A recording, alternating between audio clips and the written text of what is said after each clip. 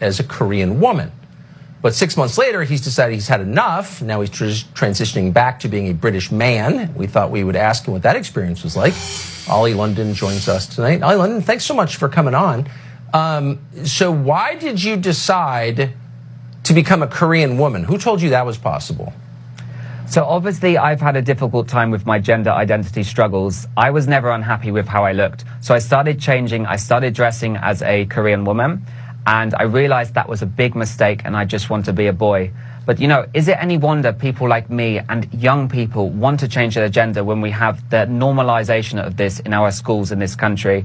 Children are taught from a young age, from the age of 5 in some cases, that it's okay to change their gender. It's okay to, you know, wear a skirt. It's okay for a boy to use a gender-neutral toilet when it puts girls at risk. This is the new norm, and schools are teaching about toxic masculinity. They're eroding the alpha male. The alpha straight male has been eroded. You know, Tucker, what happened years ago when kids used to go to school, they used to idolize Superman and astronauts. Now kids are being pushed this radical ideology. They're taught to idolize weak men like Harry Styles, weak politicians like Beto O'Rourke. Why is this happening, you know? And is it any wonder people like me fall victim to this, that I had all this surgery, I tried to change because, you know, I kind of fell victim to this mentality. I'm an adult, but, you know, these kids can't make these decisions on their own. They're being pushed this radical agenda, and I'm grateful that I've come out the other side. I'm grateful I found God. But, you know, I want to speak up for these kids that are confused with their gender. A lot of kids have gender dysphoria, and, you know, that wasn't a thing 20 years ago, Tucker. This is what's being taught in the school system.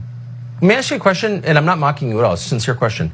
Did it make you happier? Did you feel when you, quote, transitioned and started living as something that you weren't, did you feel like you were that thing, and were you at peace inside? You know, I've never really found happiness until recently. So I was always struggling with my looks, as most kids do, especially as a teenager. Between, you know, the age of 11 to 13, kids change, and kids start to question themselves. They start to question their looks, their identity. They have self-esteem issues. This is normal. I used to really hate the way I looked, so I thought having all this surgery, trying to become a girl, dressing as a girl, trying to be more feminine, I thought that would make me happy. I've realized that was a big mistake, and I feel like, you know, if I was born 40 years ago, I wouldn't have done this. It's what the woke culture is pushing these days, what we see on TikTok. It's the new normal, and this is so wrong. It's really affecting our kids, and the school boards have a lot to answer for with this. I agree with that. A lot of people are unhappy inside. That's normal. But pharmaceuticals and plastic surgery aren't going to fix it, of course, as you know. Ollie London, great to see you tonight. Thank you. Thank you, Tucker.